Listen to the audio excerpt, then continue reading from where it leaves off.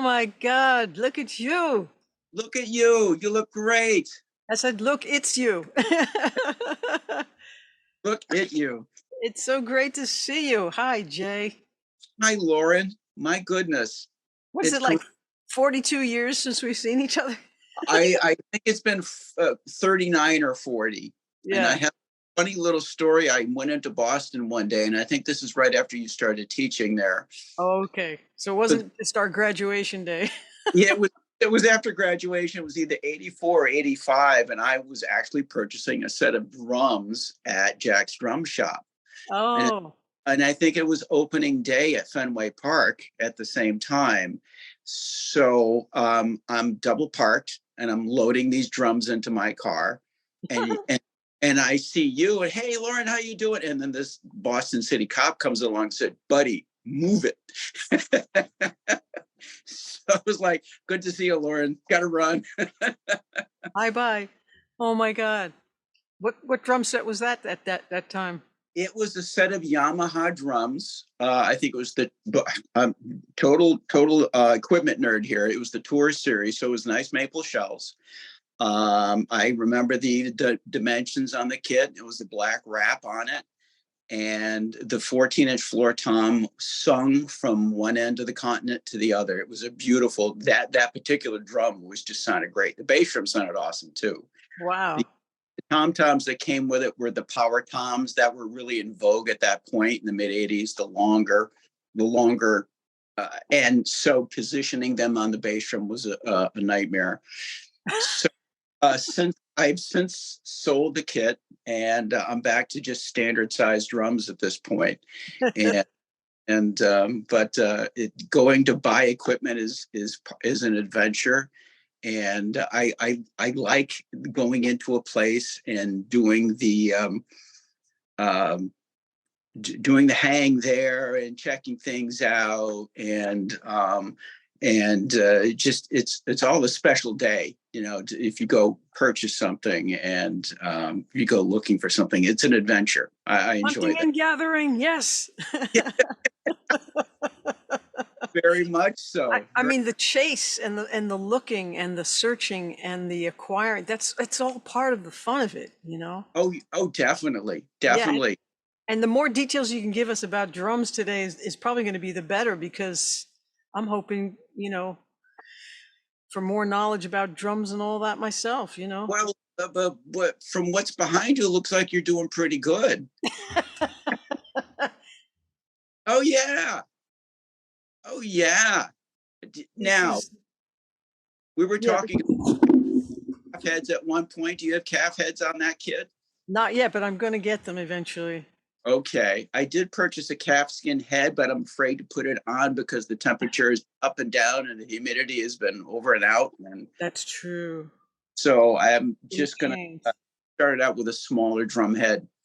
And my goodness, yeah, it's I go absolutely bonkers about trying to find the correct head, and like if I have a great sounding head on my 8x12 rack tom, the same model might not be the best sound for my floor tom. So I might have a Remo on my mounted tom and an Evans on my lower tom. So it doesn't really matter. It's Wow. just all about the sound. Whatever you can get it tuned to, and whatever makes you happy. That's so great, because I can't hit them if they don't sound good, you know? Yeah, yeah, yeah. They drive me bonkers too. If Yeah. I have a jazz tuning on a rock gig, I'm afraid to hit my tom toms. So, oh, excuse me. I love that you know those subtleties, though. I mean, because we go way, way back. I think you played in every concert I put on at Berkeley when I was a student. I have pictures of you I'm going to show you next week when we get together, from all these different shows you were in, and you were in my senior recital, and Yeah, and yes. you have that like the story about when Phil Collins saw the ad in the paper to meet Genesis when they were looking for a drummer. Right under accordion player, it was an acoustic drummer. They were looking for someone who could be sensitive enough to come up with parts for their original songs. Yeah. And you're that kind of drummer. You're that guy.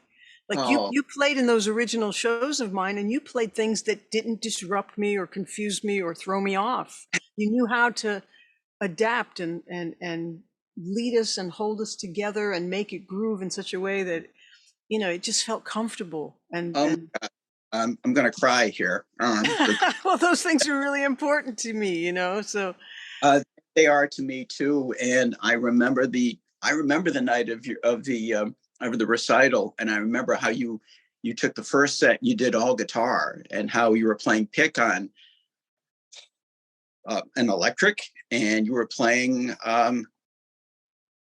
Oh, I can't remember. I don't remember, but it was so. recordos.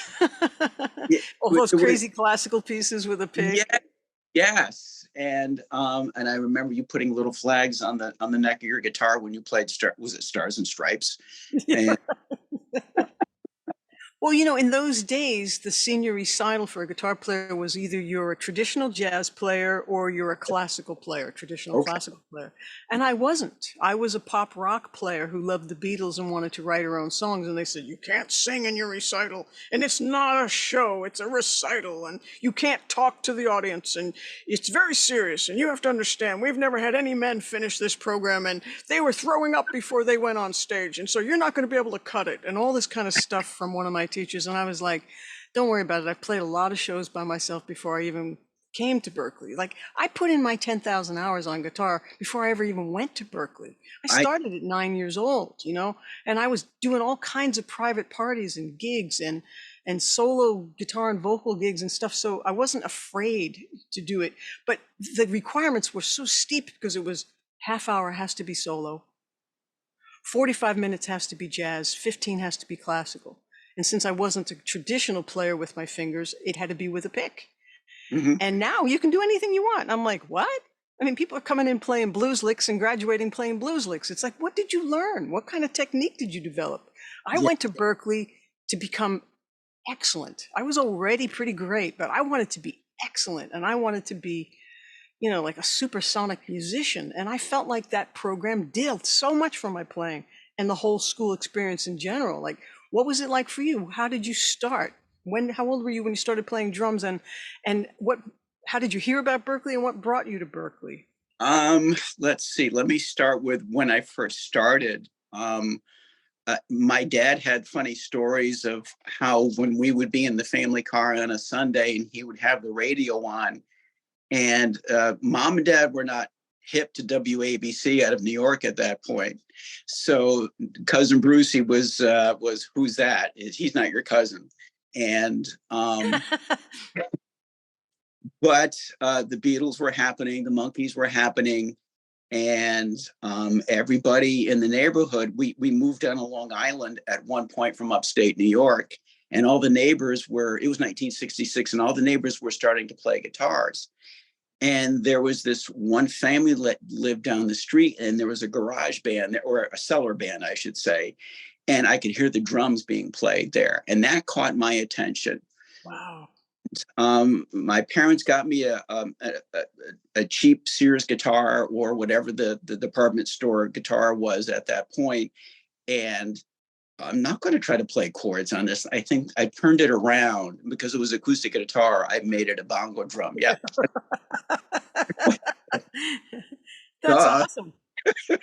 Well, And, Patty Larkin's done whole albums with, percussive oh, sounds, all from guitar instruments and things I, like that, playing them sideways and hitting and them. that blows me away too. And then eventually I did get that first drum set, and there's a picture of me and my brother. I think it was Christmas 1967. We were back up in upstate New York again at that point, and I was sitting there with my first set of drums. If I can find that picture, I'll bring it out with me next week. Oh, sweet. Yeah, and so I would play along with records. I had to have records, and I think it was the Monkees was the first deal that because they were on TV, and so I'd play along with those records, and those were all the songwriters for those tunes were before the Monkees started writing their own material. Those were who Goffin and King and Right. a whole people who were writing tunes for. So I was listening to pretty good stuff. Yes, you And, were. and of course the Beatles. And I started taking drum lessons at school, and had to have the practice pad, and the big 3S sticks that were, bigger than I don't know, bigger than a baseball bat. Bigger than your arms. Yeah, yeah, a big, yeah, yeah, yeah, exactly. And and that was reading music, which was okay, and we were playing march tunes and band and whatnot, and that was okay. But when I would come home, it was always, take my mother's old suitcase, turn go down into the cellar and park it right next to the drums and turn the amplifier all the way up on the speaker all the way up and just play. And my dad came home one day from the dump, and somebody was getting rid of this old, I think it was an RCA stand-up radio. It must have been from the 40s. And the speaker cabinet was it was light, but the bass response on that was, when you turn that on, it was hi-fi before hi-fi was hi-fi. Wow. It just had a huge, warm, fat sound. And I think that radio was still kicking around by the time I went to Berkeley. And I would just play in the cellar, and then you turn 13 and 14, you got buddies up the street saying, "Hey, we got some guitars and a microphone. Come on, bring your drum set up. Let's play." And it was the Beatles and the Rolling Stones and Creedence Clearwater Revival, and when we knew we had made it when we played a Doobie Brothers tune. So. Yeah. And I think I saw a catalog for Berkeley picking around the music department at my high school. Mm. Like, what is this? And my teacher, Mr. Liskey, said, it's a jazz school. It's more of a pop school. It's not a state university school like Potsdam, which had, a great rep for classical players. Mm. And I'm trying to figure out, well, what am I going to do with my life? Because playing music is just like, I love this, So I spent 1 year going out to a community college in Poughkeepsie, New York. And there was a teacher who lived not far from the college campus, Charlie Morano, who I was told, he's the guy you got to go see. And he got me into this book, and Stick Control, and the Buddy Rich Rudiment book, and started getting my hands together and my reading really together, because I didn't take my reading too seriously in high school. I made up the parts for a lot of these pieces. I would play snare drum and I would improv.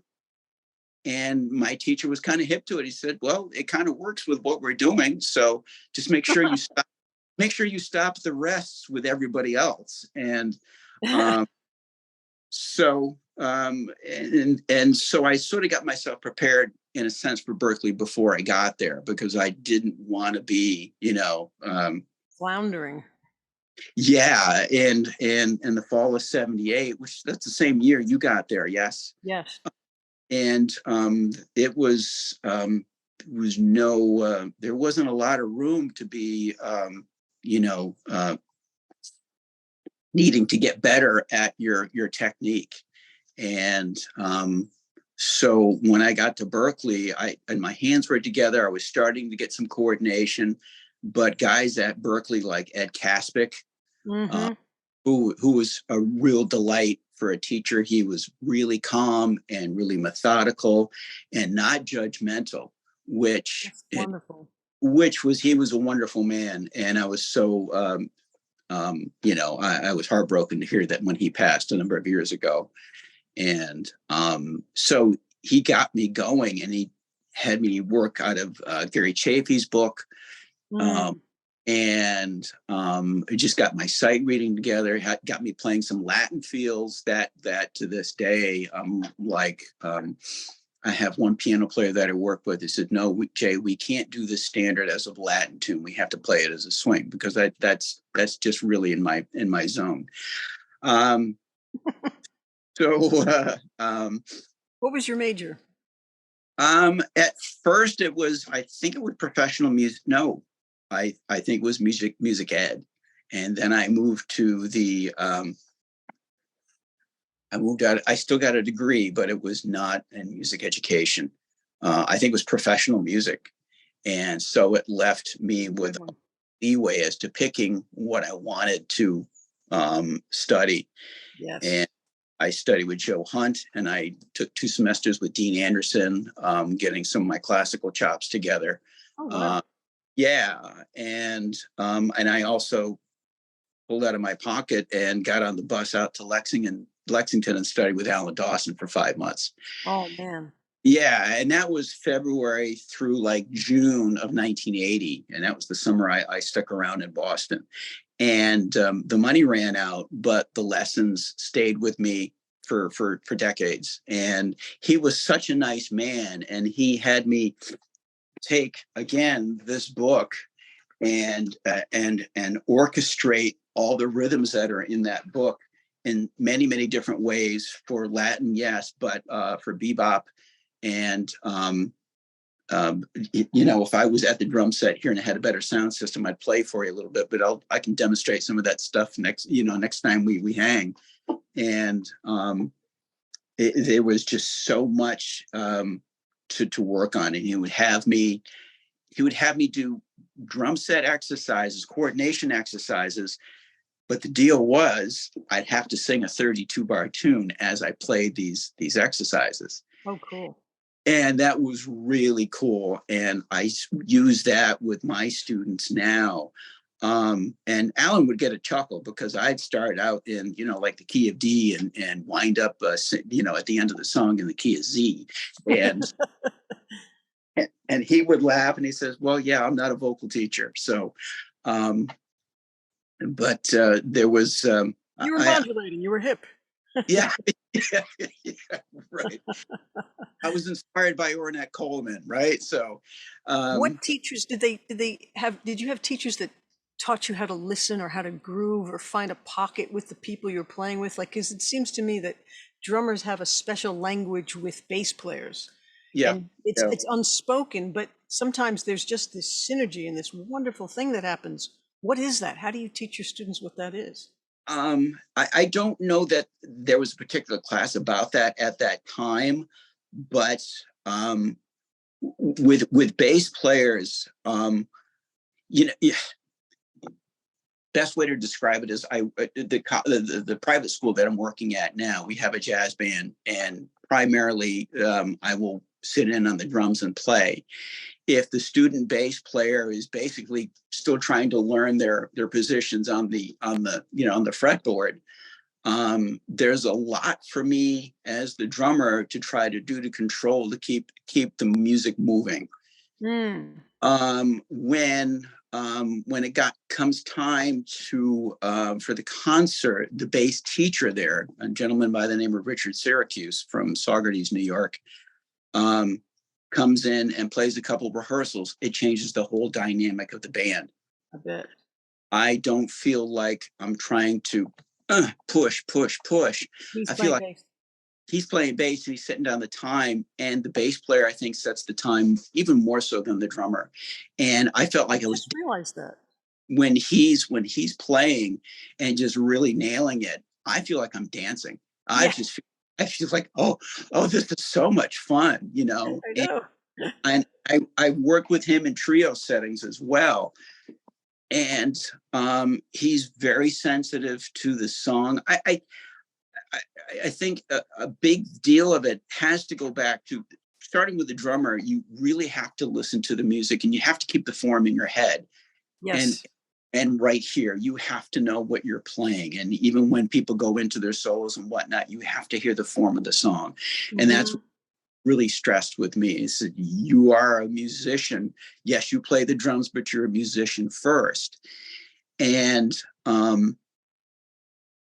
so You're when you're listening. yeah, you're listening. When you're with that bass player, he's helping you through that as well. Yeah. And um, I you know, heard I heard a drum teacher say once, I don't know if he was he probably was giving a lesson, but he was saying to his band, "Don't get to the downbeat before I do." Like, it yeah, was like folks are playing independently of each other. They're not listening that they're yeah, gonna rely on the bass and Mhm. drums to define where it is.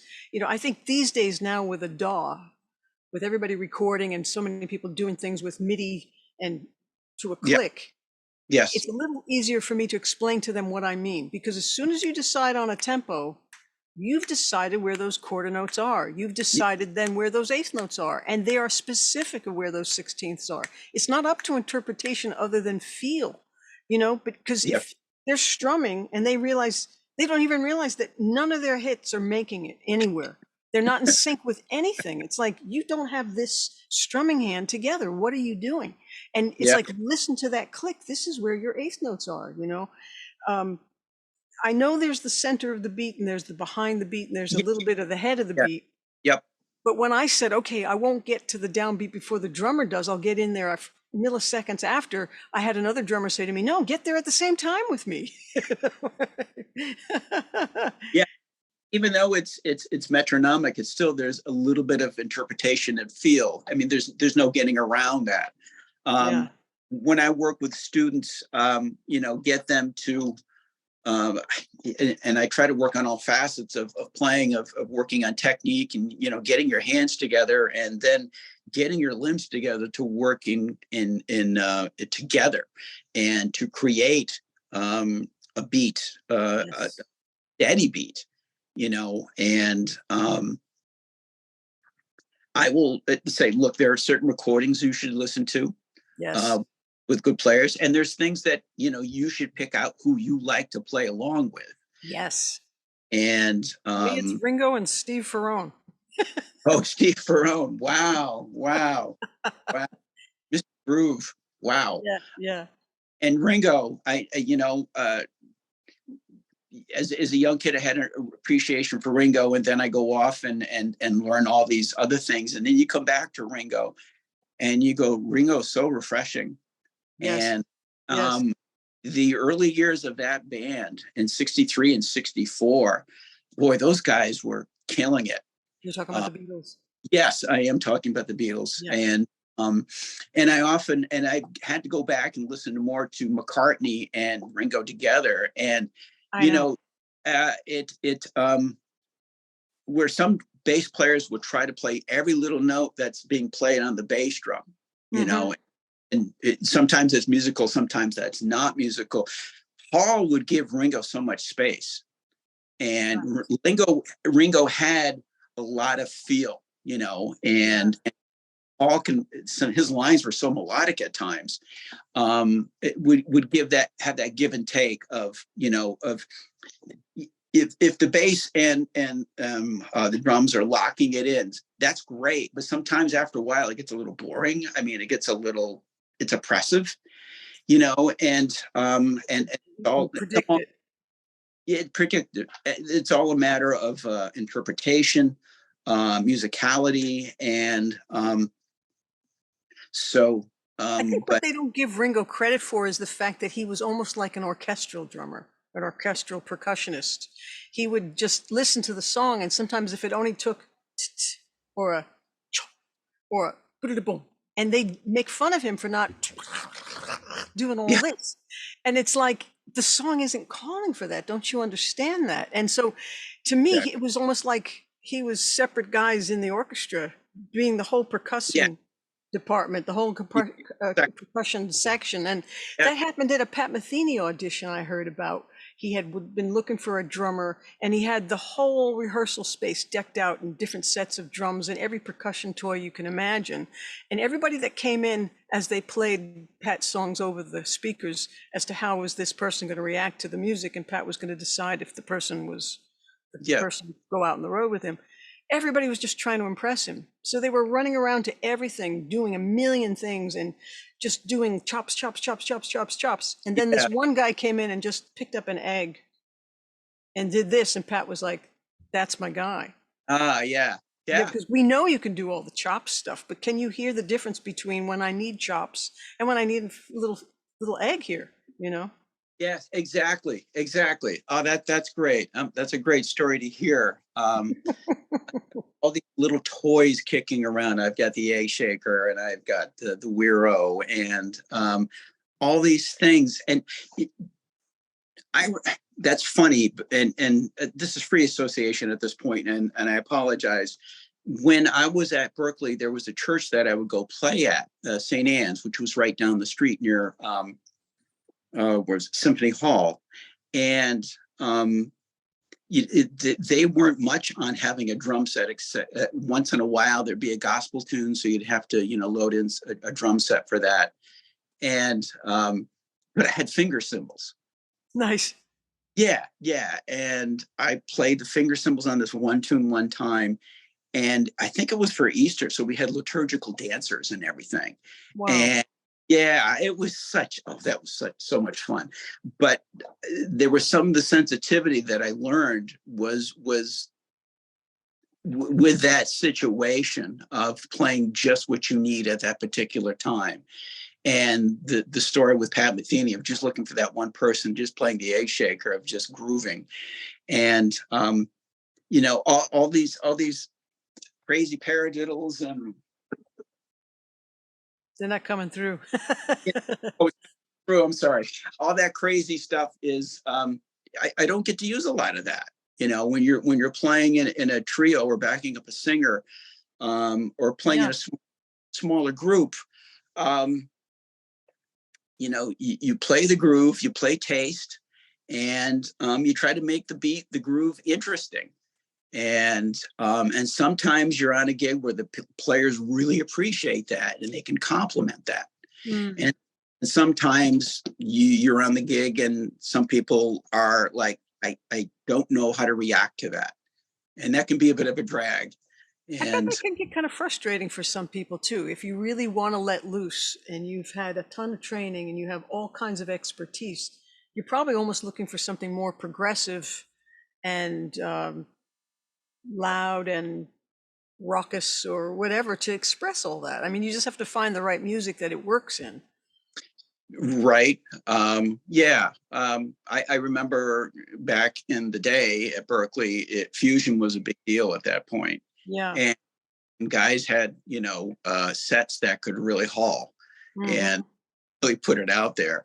Yeah. And I don't know that I could compete with that. I couldn't compete with that. And I'm not competitive at all. So it's like I don't compete at yeah, anything.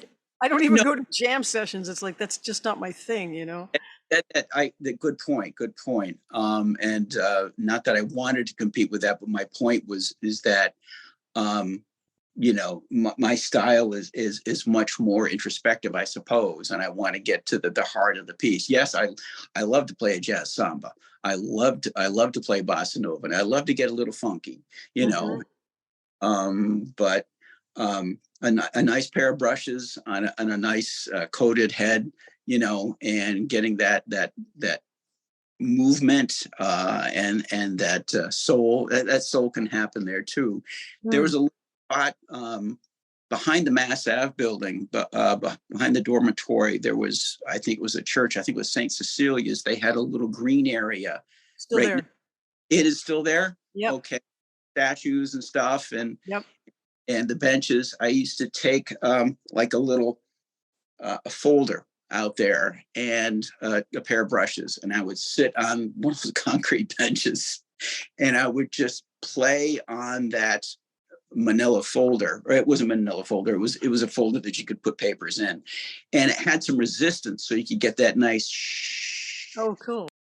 yeah. And that I always found to be a lot of fun, of just getting out there and getting out of the dormitory and Yeah, getting out. playing outside too. Yes, it's awesome.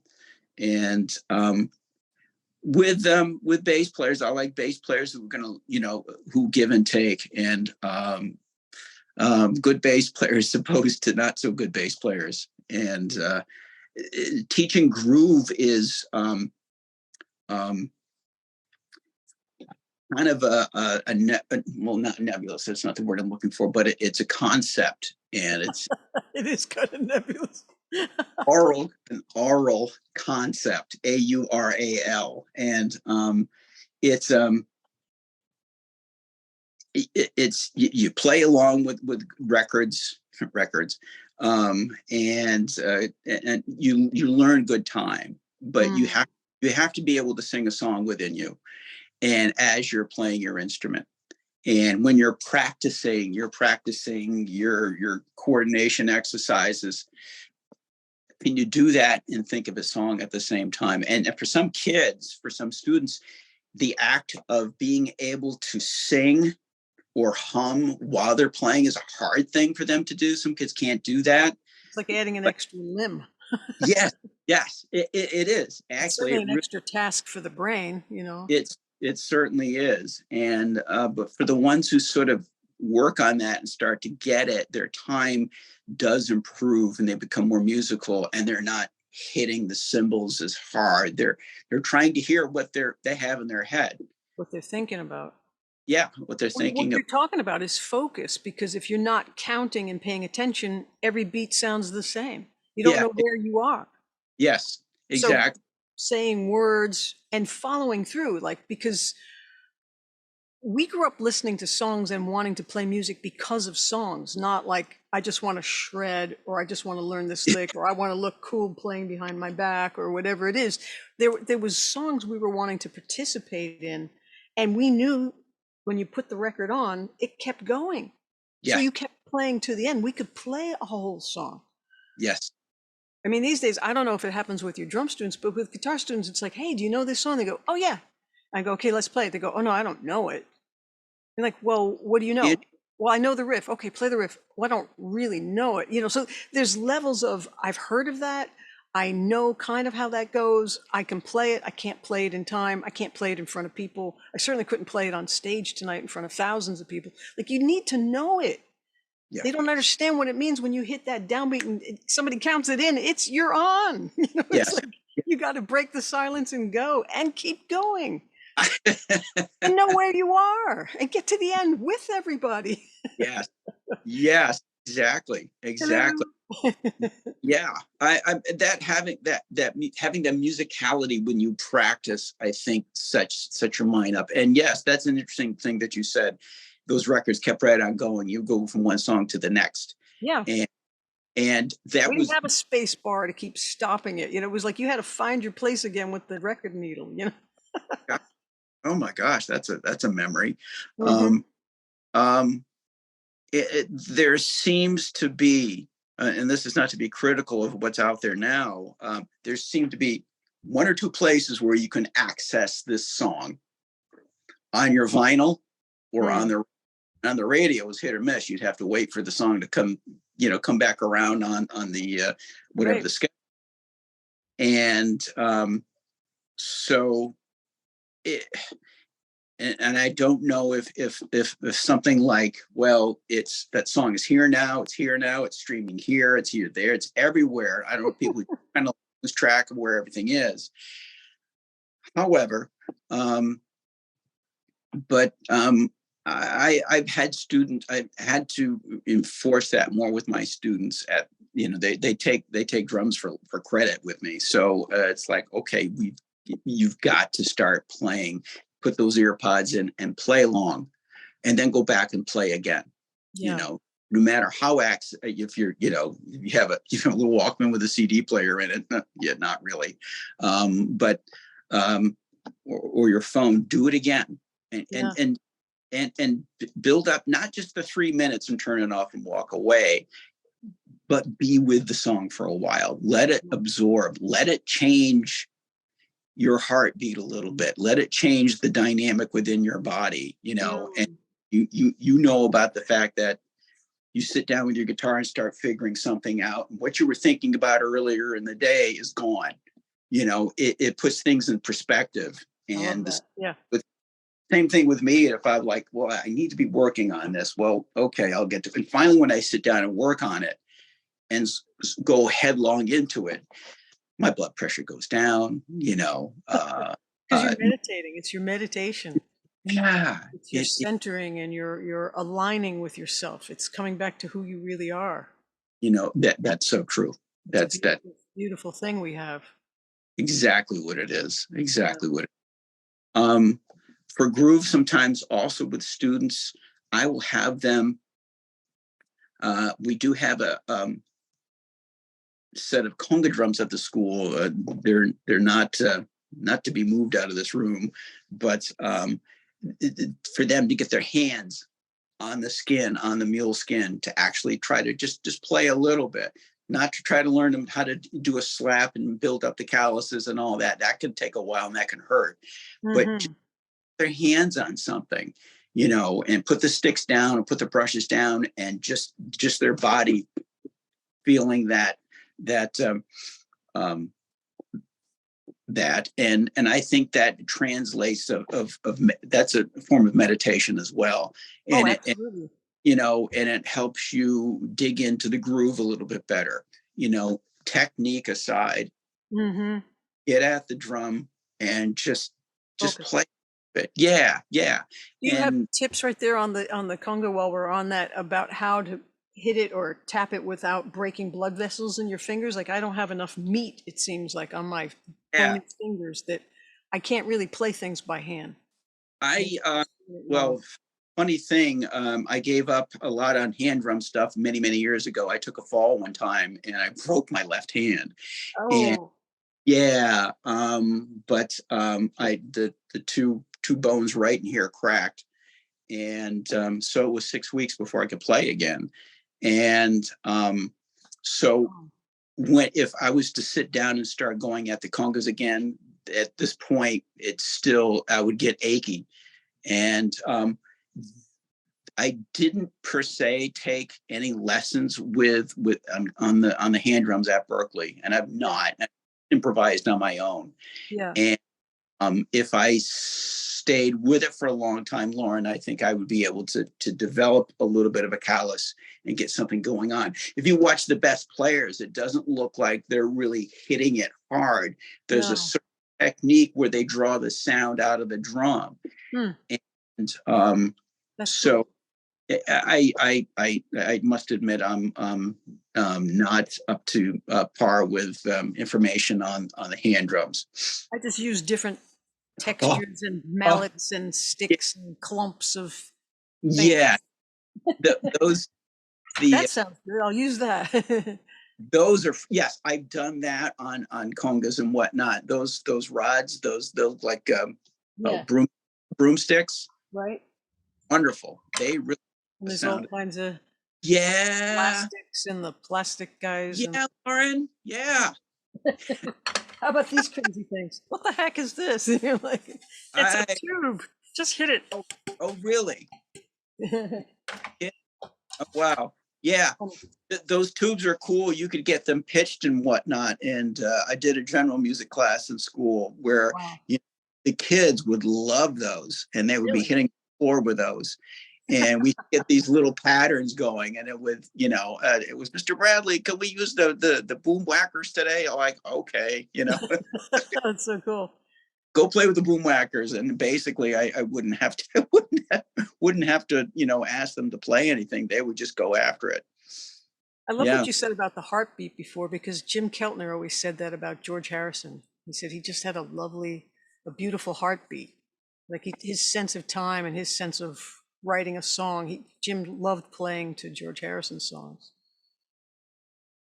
That's interesting. Yeah. That's interesting. If you listen, yeah, that's an interesting point. If you listen to George's tunes, post even when he was with the Beatles, there's a certain openness and calmness of those tunes that Hmm. a totally different feel. Um, it's a big generality, but I think mostly, post Beatles, his sound really was quite different. And there was a yeah. I'm I going to bet it shut up. has everything to do with energy, how we're energy, everything is energy. The heart of a human being actually gives off energetic resonances and sound waves or something that we actually feel. When they say, wow, the vibe in that room was really weird. I mean, the vibes we give each other certainly get into the music, whether we're in a good mood, whether in a bad mood, like all your intentions, everything that you're feeling comes through every note you're playing. Are you playing with love? Are you playing with a bunch of aggravation? All that stuff matters. And I bet just like the sense of time, then, if somebody's really in a hyper place, like I remember if I was playing when I was really tired, with some of my Beatle bands and being on tour with them, I would feel like some of those songs were just so fast. I was like, why are we playing this so fast tonight? And they probably counted it off in exactly the right place, but I was so tired it felt fast to me. And then there were times where I was so up and so excited because it was like 7,000 people out there that I'd be thinking, come on, we're playing it too slow. And I'd be like wanting to speed everybody up. And it was like, where are they? They're not with me, but we're all feeling things in a different place. And I bet that heartbeat is the same thing. Like I have a very fast heartbeat, even at rest. I'm just Oh, like this little hyper puppy most of the time. No matter mm, how much exercising and running I do, it doesn't really go down much lower. okay. And I have to, I think that's why like really fast out kind of jazz and stuff like that makes me crazy. It's just too much speed for me. I need things to be a little calmer. And I think other people feel things in different places, obviously. So there are some people I listen to play and I go, where is your sense of time? It's like nowhere near mine. Like I could not grok what they're doing when they're doing it. I wouldn't be able to play with them. To me, they're out to lunch, and they probably think the same thing about me. So it's like getting along with somebody, Sure. or like when Paul and Ringo first played together, they were like the whole band, all three Beatles went, "Oh my God, this guy Ringo is amazing! Like we Yep. sound better than we've ever sounded before. He was the right fit." Yes. Yes. Yep. And that's a funny thing. You bring that up. They knew right away. What do you think though about time and feel? I mean, it's just a matter of finding people you grok and can get on with, right? Yes. Not anything you can enforce or teach or. It really is. You have to find the, you have to, I mean, in the matter of, in the time that you work with this bass player or that bass player, or you work with this guitarist or that guitarist, you find players who that you meld with better.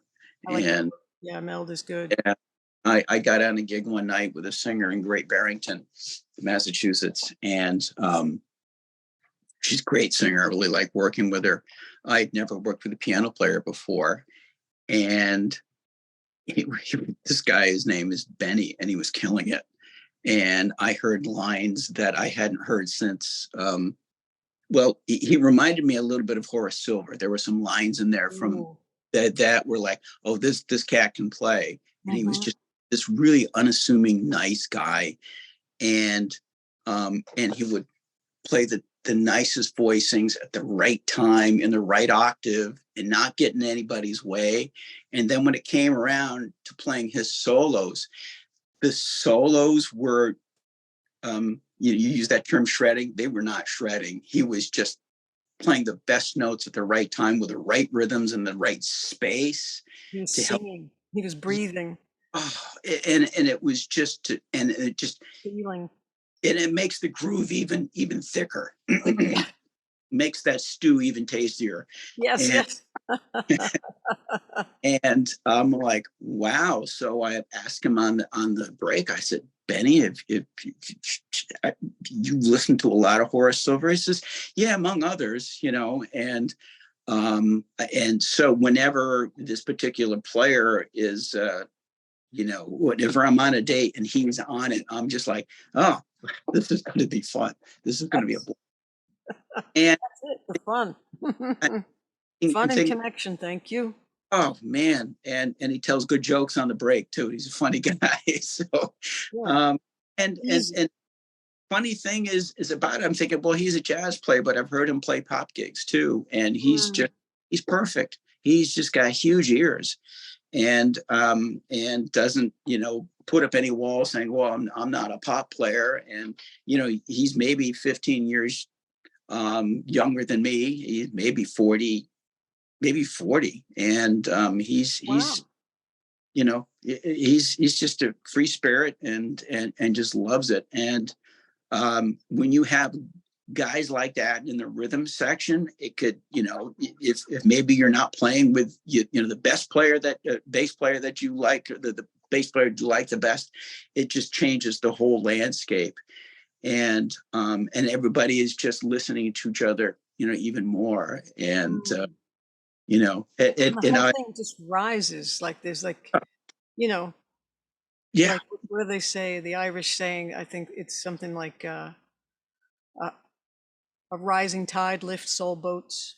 Oh, really? That Yeah, that's that's what I like. I like when a group of people come together already mutually admiring each other, respecting each other without having to get one over the other and mhm. better, I'm better than you kind of attitude. Like we're just doing this together. And the whole thing sounds better because of our willingness to connect and be kind and just be Yeah. there for the fun, you know? Like you That said, not competing or judgmental. yeah. Yes. Um, mm, Wow. You know, here's something I found interesting thinking about it in terms of my upbringing and studying and practicing, and then other instruments like bass and drums. You guys get the invitation and desire to play with other people a heck of a lot sooner than piano player and guitar players do, I think. We're like sort of taught to be virtuosos, self-contained, we can do it all ourselves. I've yeah. had some bass players and drummers say to me, well, you've got a great groove going there and a bass line besides your harmony and your melody on top because they taught you how to be a super guitar freak, circus guitar player at Berkeley. Like, what do you want us to do? You know, Oh, and wow. Wow.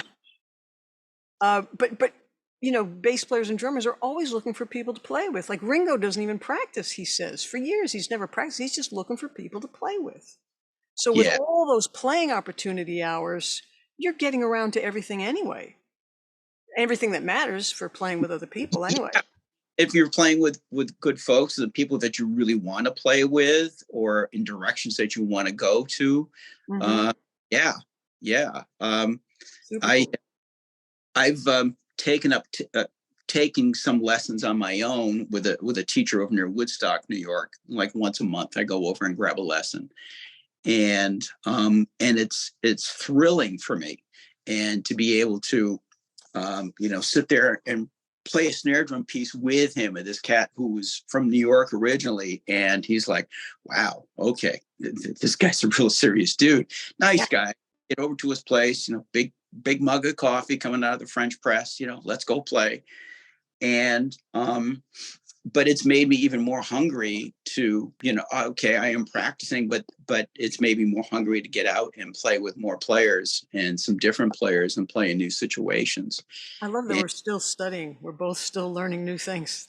That's yeah, everything. yeah. Well, hopefully we are, and I wanted that, and I wanted to grab a few lessons with him for brushes anyway. Hmm.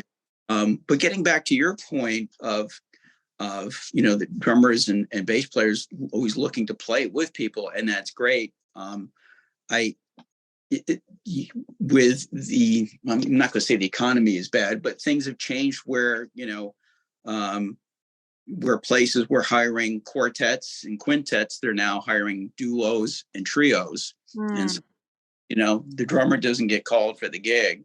Hmm. Um, so there's that going on. You mentioned something about being able to play those chords in the melody and play that bass line at the same time, Hmm. and that literally just blows my mind. And I've heard guys do it, like John Pizzarelli on the radio. I've heard him do stuff like that. Yeah. And you've got a 7-string guitar, and I mean, what, aren't 6 enough? And how can you do that? Plus, you're playing on an instrument with a fret. There's a fretboard instead of the keys laid out in front of you. Hmm. And like, wow, that's accessing parts of the brain that I mean, you've really got to adapt to that. To me, that's like an alien language almost. I know I have a piano player friend who says, you're playing chess on 6 levels. Because she's used to the linearness of just one string at a time as a piano would be laid out. But I find piano a bit daunting because I never spend consistent enough time on it. I've only been writing on piano, writing songs about 10 years, and I Okay. dabble, and I might learn a bunch of Beatle tunes and listen to the chords I know I have how to play it in the, on guitar in my head. So I go, okay, let me find how I would voice that. And I'll play a few songs for a few weeks and go, wow, this is so fun. And I love piano, and the overtones just move me in such a different way than guitar. And then if I don't play those songs for a few months, they're gone. It's like, I can't just sit down and read a chord chart. And so it's like, I really want to start practicing piano on a regular basis. And I just, like everybody else, I just want to be good at something magically without having to put the time in. Uh, Why isn't it there when I need it? It takes me weeks to write this song because I can't play it. I'm jealous of those folks that can sit down at the piano and just like, boom, they're there. I And know. uh, I found that, and I started to get this at Berkeley. I had a few lessons before I got there on the piano with a lady from up the street from me. But learning those chords, taking your real book, here it is, Hmm. There it 1980, is. I bought this baby, and and learning talking about learning the music, but and playing the piano on these chords, and then you find a piano player that really lights you up when you're on a gig, and you listen to the piano differently because you've played the instrument as well.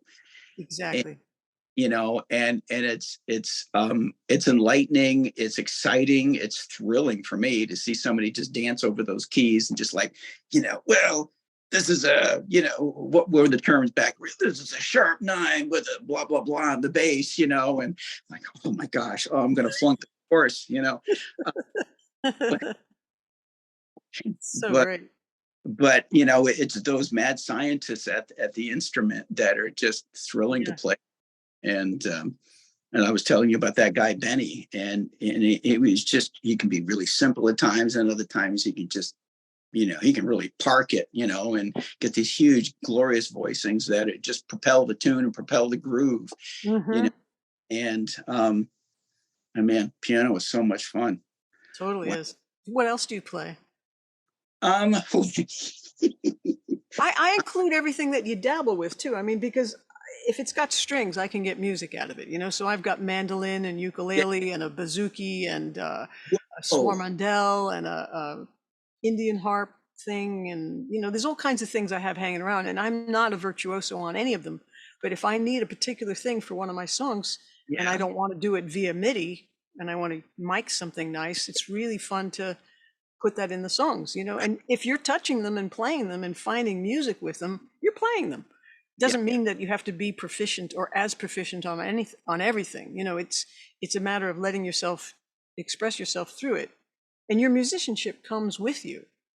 So your sense of taste and your frame of reference and all those things that make you keep whatever you're doing tasty. And I don't think it sounds like, oh God, who did you get to play that ukulele part? It sounds lame. It's not like that. Well, I do play ukulele a little bit. You're right, you're so right. Oh, that's great. Yeah, I mean, I was a band teacher for 20 years at Weebletook Central School, So you and play everything to a certain degree. had to play flute, clarinet, trumpet, saxophone. I loved out. I still have my band instruments at the house here, You have one and of everything?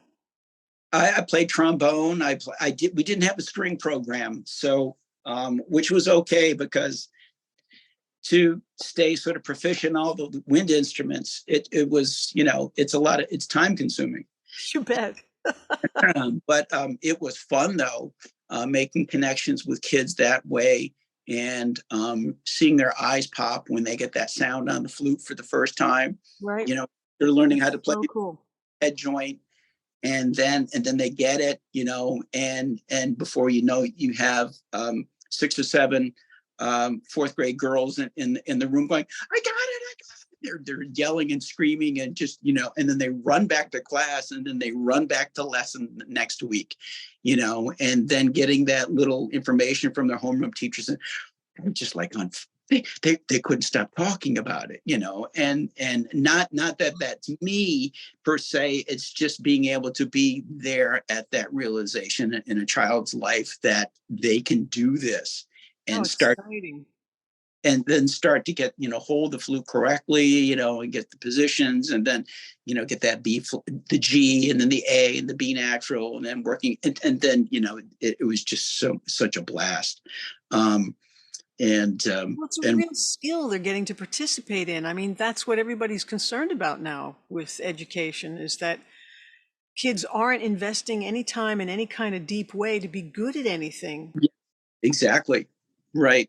And you find those, the water level will they'll find their water level. Some kids will be the leaders in the group, you Hmm. know, thing, and the other kids are like, oh, uh, Jenny is like really nailing it. I got to practice a little bit better. So you have the pace horses in the group, and then there's the that kind of just plug along and like, okay, they'll be playing the second flute or third flute part, Yeah. and it's um, um, the clarinet and the saxophone, the trumpets. The trumpet was the hardest for me because it was I don't know, it was just maybe my lip muscles. I would take a long time to really build that up, and I would purposely make sure that I didn't teach a flute lesson and then teach a trumpet lesson because they were totally different embouchures. Oh, sure. I would last 10 minutes on the trumpet and say, "Okay, kids, you're on your own." That's fantastic, though. What an experience. And what are you teaching now mostly? Right. Well, I've retired from that, and I am teaching at two private schools doing drum lessons. Nice. So, but there's too much sentimental value as far as that little Gemeinhardt flute or that Armstrong flute sitting in the other room. No, it's a Yamaha. It's a Yamaha, and the clarinet and Hmm. one of the ones that seemed to I got the handle on quicker than some of the other instruments Hmm. for some strange reason. But right now, primarily, I'm a percussion teacher, and it's That's fun. so cool. But boy, do I miss that experience of getting the kids. I mean, their first band rehearsal, and they show up and their eyes are, the size of quarters or half dollars, Hmm. and then they realize that they belong in this rehearsal, and they belong in this situation and for band, and um, and That's cool. to see them go from there was one particular arranger that I used. Her pieces were just like great. The kids learned a little bit about harmonizing melody lines, and the kids would go, "That sounds so cool. What sounds so cool?"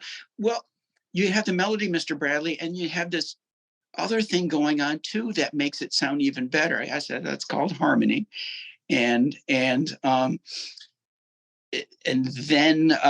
I had the 4th through 6th grade band, and I also had the middle school jazz band. And that was a blast because I really had some kids go. I had them playing, Herbie Hancock tunes and Wow.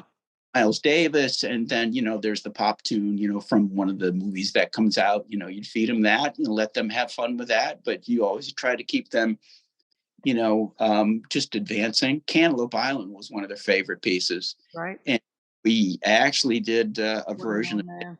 Take Five that I had 7th and 8th graders playing, and it was a good That's arrangement. that's a great song, yeah. Now, what Man, about for yourself? Are you working on any kind of grooves and things that, like, if yeah, you sat down and recorded something here, I could write a song to something really cool that you were loving yeah. to work on? Like, the Steve Gadd thing with 50 Ways to Leave Your Lover. I have worked on that one. There was another one. But something of your own that you might be working on. So, like, when you're here next week, if you want to play something and I, I use a piece of it or something, we could collaborate on something. oh well, it's something just to pull right down out of the sky. I've been working on some Latin rhythms with my teacher, Hmm. um, and it you know what, it's all in the other room, and I don't want to go in the other room right now because it's kind of scary in there. There's parts and drums and paper and Something everything. might bite me. I might get lost. um, They'll never but see me again. I'm working on some mambo patterns and putting the bass drum on different beats, and I can play some of that for you when we get together. Yeah. um, We'll just and yeah, roll. there's the son clave, which is one, And then there's a mambo clave, 3/2s. I wish that was coming through. Oh no. We both have the sound suppression on, probably because to keep out the air conditioners and stuff like that. But Oh, it okay. it takes out the sound for the musician. So the 3/2 clave is 1 and 2 and 3 and 4 and 1 and 2 and 3 and 4, 1 and 2 and 3 and 4 and 1 and 2, 3. So it's the 1, the and of 2, the downbeat of 4, and in the second measure, you're on the downbeats of 2 and 3. That's Oh, the this will song. be fun. Okay, in a 3/2. The mambo clave takes the downbeat of 4 in the first measure and displaces it by an eighth note. So it's 1 and 2 and 3 and 4 and 1 and 2 and 3 and 4 and 1 and 2 and 3 and 4 and 1 and 2 and 3. So there's that little kick at the end of it. Yeah, that's like the I Love Lucy theme. Yeah. But they did that on every measure. Yeah.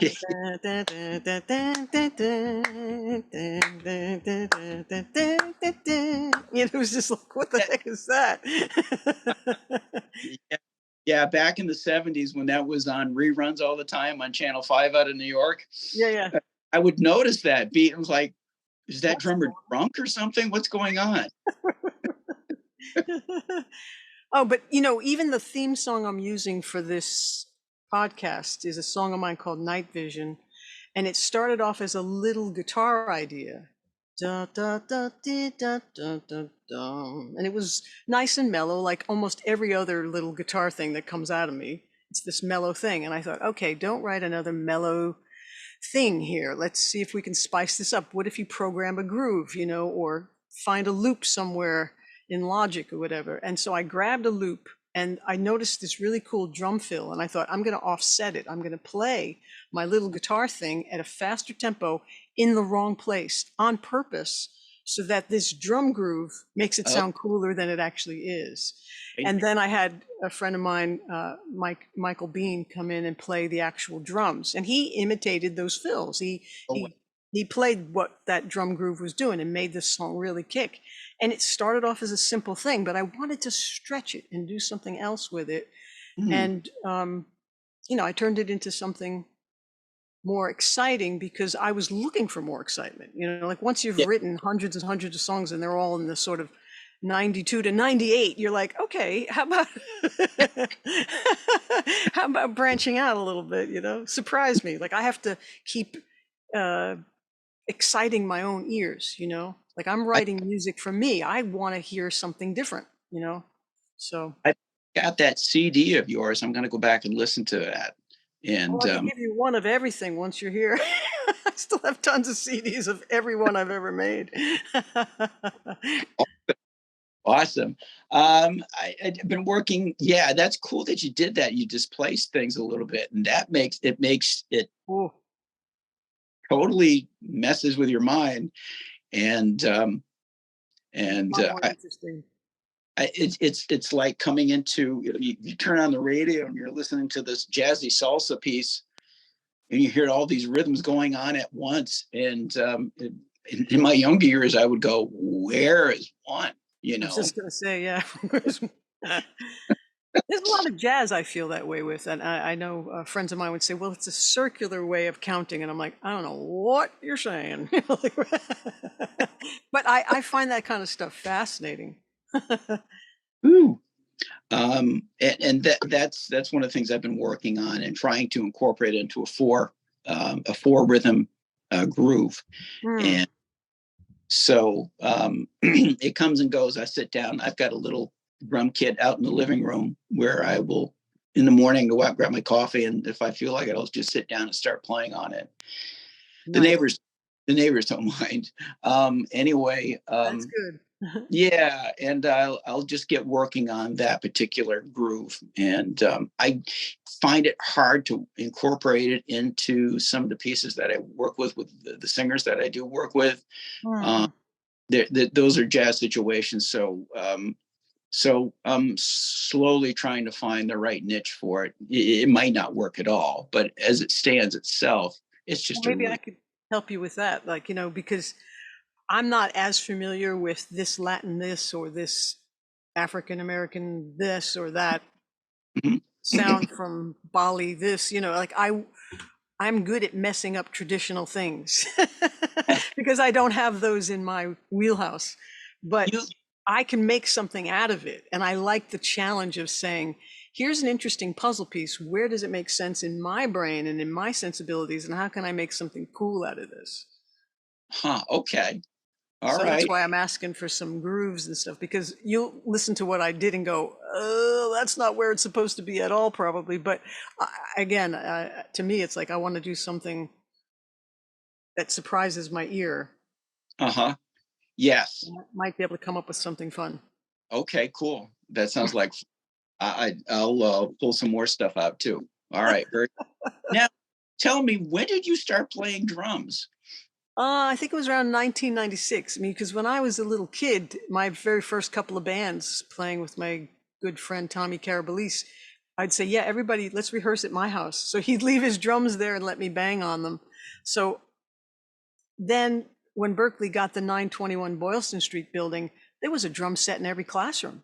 I thought, oh my God, this is amazing. Because like when we Oh, were there, we were students, you guys all had to bring your own drum sets, leave them in lockers.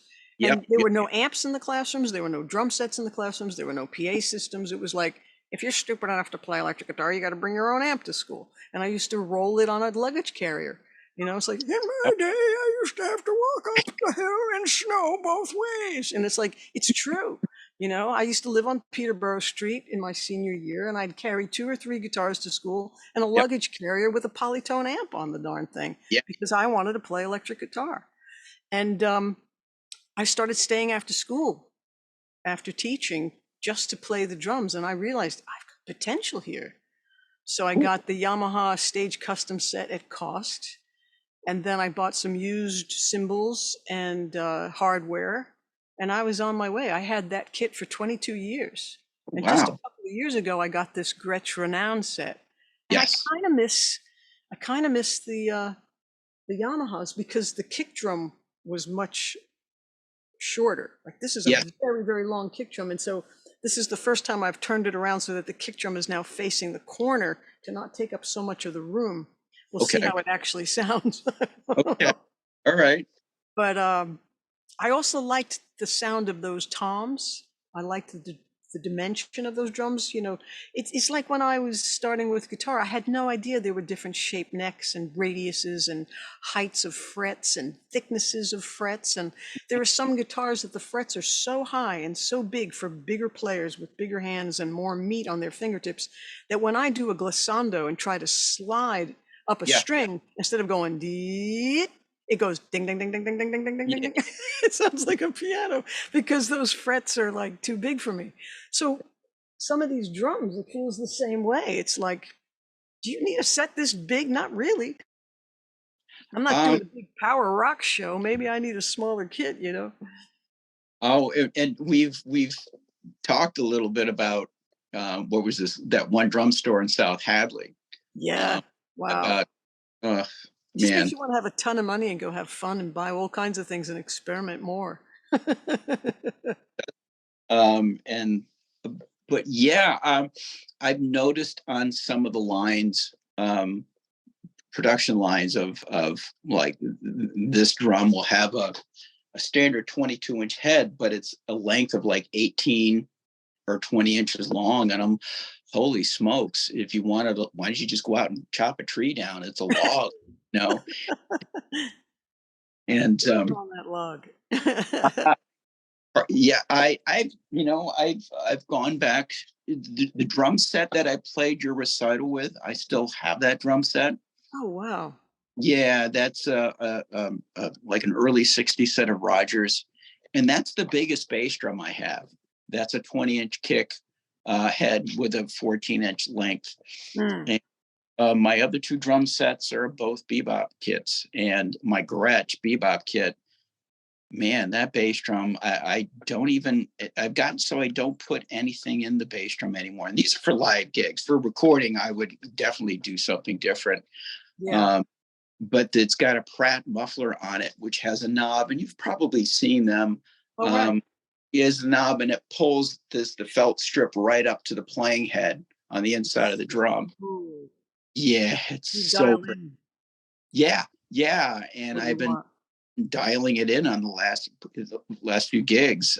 If I need to muffle that bass drum at all, invariably there's a place in South Egremont, Mass called the Egremont Barn, and we love playing there. It's a 200-year-old barn, and Oh, it's cool. a wonderful little place. And it has a storied past. It used to be called the Robbie Burns Pub, and Arlo Guthrie's band used to play there regularly. Oh, Um, fun.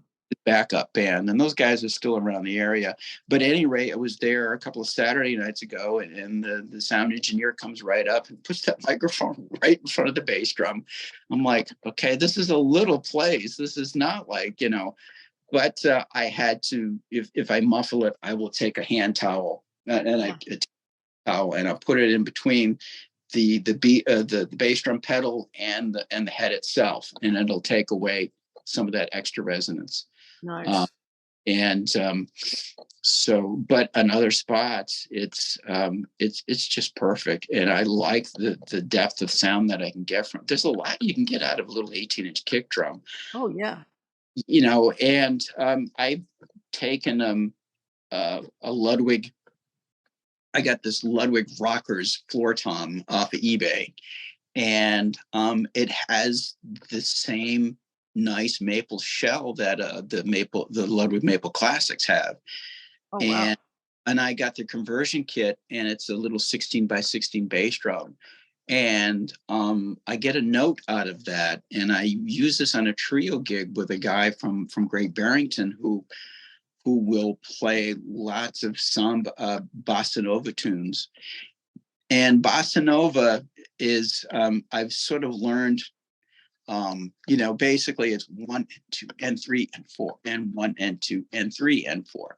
Well, the bass drum is 2 and 4 and 2 and 4, more like a samba thing. Because Hmm. I've seen some samba schools. There's a samba school in Berkshire County, believe it or not. And the people playing the surdos, those big drums, they hit on 2 and 4, and or the equivalent of 2 and 4 in Right. modern. And so I've been doing that with that bass drum, and that bass drum is just wonderful. And I put cotton balls in it, and just to take some of the boom out of it. In it. And yeah, right in the drum. Yeah, It's take sitting on the bottom head yeah, inside the drum. inside the drum, and it's sitting like this. And let's So see, they bounce on the hit probably, and then they come back down and mute it. they probably do, yeah, and I mean, That'd be a you cool video. It's a great visual. I got that idea from a cat at Berkeley who had just bought a brand new set of Gretsch drums. And I'm like, Brian, what would you? He had a clear head on it on the bass drum. I said, would you put the cotton balls in there? He says it takes some of the ring out, and it's just enough. That's So great. I tried that idea, and How you many did it take? And how big were the cotton balls? and a bag about yay much, and I open it up and I throw it in there, Oh, the and whole bag. the whole bag, yeah, Family and size, personal size. uh, you know, I can't remember. Let me find the and I love and these experiments. yeah, I sometimes will stand back and say, Jay, you're kind of nuts. You're a little bit But crazy. that's what makes it so fun to be Yeah, us, to be nuts, to be thinking about these kinds of details. It certainly makes you a little bit healthier than freaking out about all the stuff that's always going on in the world that you can't do anything about. no, Just get back to your own crazy life. um, and so that is kind of like you get to a gig and you have to tip the bass drum to make sure that the Excuse me, balls my cotton balls are off. Hang on. the cotton balls lay against the batter head, the striking head, You're like, and what's up with this guy? I'm yeah, sorry, we can't talk like this. It's a family show. and They're like trying to cancel you off the gig because there's going to be kids in the audience. oh my gosh, and But so I awesome. I found that I like that. Gave up on putting towels and stuff and styrofoam, Wallets and moon gel and foam rubber, and that sort of thing. And it seems to work. It's a natural, kind of more of a natural sound. I think there's yeah. some and if you put so much padding in your bass drum that there's no resonance, then what do you have a bass drum for? And Hmm. you need a little bit of Hmm. ring. You need a little bit of resonance and instead of you know, Right. and so I use that, and I can tune it a little higher too and get more of a bop sound out of it as well. Oh, wow. So it's a ringing drum, and It's so very interesting because there are some forms of jazz that they have the open kick drum, and that's why I don't like that sound of those that style of music. I cannot stand punctuating all that crazy stuff on this big open crazy sounding kick drum. I'm like, why is this thing in this song? And that's a whole genre that makes it hard for me to listen to. Whereas yeah, swing, I'm all excited about the swing, and the some yeah, of the big band stuff is super exciting. There's different types of jazz I really like. And I realize it's because Paul Simon had said very early on in an interview that I heard when I was a kid, when we like a record, we like the song and the performance, of course. He said, but it's the sound of the record that we also like. Now, yeah. here it is. I've loved the Beatles since 1963, since I'm 3 years old, right? But when I heard the song She's a Woman, and I still have the single, Oh wow. Capitol Records here in the United States decided, ooh, we have stereo, because George Martin was putting the master, all the instruments on a track and all the vocals on a track, just so when they did the mono master, they still had control over how much vocal was going to be in the mix. Oh Here in America, they got it wrong and thought, oh, stereo. And they put all the instruments on one side and all the vocals uh, on the other. And George Martin never intended that. And so on this particular mix of She's a Woman, if you listen to the original single, they put the whole record on one side of the stereo spectrum and tons of reverb, equal volume, on the other side. hmm, So all this mid-range crazy reverb was on this side, and I thought, I don't like this song. When it came yeah, out, I didn't like the song because of the sound of the record. And then the real stereo version came out in the early 80s, and I went, no, there's nothing wrong with the song. It was the sound of the record I didn't like. So that's what happens sometimes with too much crashing cymbals and the resonances, the frequencies I have to pull out in the mixes, or even uh-huh. putting on lots of tracks of my own voice. We all have frequencies in our voice that are like the beautiful parts, and depending on the range I'm singing in, there might be something that's annoying to me. And if Yeah. I've got 14 background vocals and there's 14 or 16 of me, even 10 of me, it's like all of a sudden it's too much. I got to notch out those frequencies to stop annoying myself and making some sound that I don't like, when it's just because it's building up unnecessarily and it's not really helping the song. Mm-hmm. Mm-hmm. Wow. Crazy, crazy. Wow. Talk about rabbit holes. Woo! Yeah.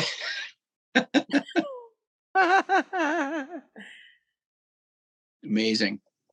Ah, So much craziness. What excites you most about music? I mean, what keeps you going? How do you get through mm. depression? How do you get through, oh, what am I doing with my life? Oh, who Oh my. cares? Who cares about all this? Only Oh, me. Why am I doing this? Why am I should I torturing myself like this my whole life? should I pay you for this session? Oh my gosh. Yeah, that's a really good question. It's just a drive that's within me. And fortunately it helps me mostly, but playing helps me just be funny Jay, just be Lighthearted, back in the pocket, feeling like myself. yeah, getting the game face on and grooving hard. Yeah, yeah, that. I love it. Don't show me a picture of me with that face. No, I don't want to see that. Uh, it's We were boy, so self-propelled. How did that happen? Where the heck did we come from? I don't know. I don't It's know. amazing, Um, the drive that what drives other people? I mean, what drives artists to continually keep doing it? I mean, Renoir, not long before he passed away, he says, "Now I think I'm finally doing some of my best work." Mm-hmm. Um, um, It's I, love. boy, Lauren, I don't know how to answer that one. It's been with me for so long that, yeah, I do wonder once in a while, like, what am I doing? But it's not that I want to stop playing music. Right. I want to keep creating. I want to be in that happy place, and even though we've gone, but for you, but we've gone through some unhappy places to get here. Mm. Um, and I mean, Berkeley was had peaks and valleys, and it's a country boy like me going to live in the big city, and Mm. and getting used to, like, well, when I was in high school, I was a pretty good player. Everybody looked up to me, and like, oh, there's Tommy Campbell. Oh, at Berkeley. Oh, there goes Jeff Watts. Oh, okay. So that's where the bar is drawn, and but So it's you play, you practice, you play yeah, other instruments, you play with other people, yep. like to get out of a funk. Yeah, I like to get yeah, I'll try to do different things. I've worked in shows. There's a local theater that gave me a great big break a number of years ago, and I got to meet the singer that I'm working with now because she'd Mm. come up to the city. But yeah, I practice, I play, I look at new equipment. Um, That's good. Yes, new equipment helps. Well, people don't understand that. Like, your longevity is new desires. So if we're always clamping down on ourselves, like, don't you have enough guitars? Don't you have enough drum sets? Don't you have, like, you can't be this horrible critic parent to yourself. You have uh, to allow for the evolution of yourself. And if that means buying and selling or trading or sharing or accumulating or whatever keeps you going that doesn't knock you into bankruptcy, you're okay. You're yeah, okay. yes, you have to balance that out. But I'm glad you said that, because that makes me feel a lot better, because I will think I've found the snare drum, the go-to snare, or the go-to 22-inch jazz ride cymbal. Um, You're or never satisfied. You always want something else. Well, that's our yeah, curiosity. That's what keeps us uh, young and alive and full of vim and vigor. and our curiosity is in sonic venues. Basically, it's Yeah.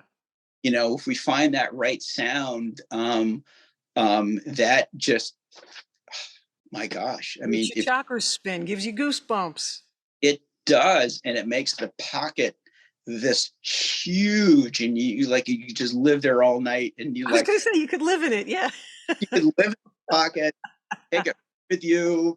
You could, go to the grocery store in it, and, and It there floats your boat for a few weeks, yeah.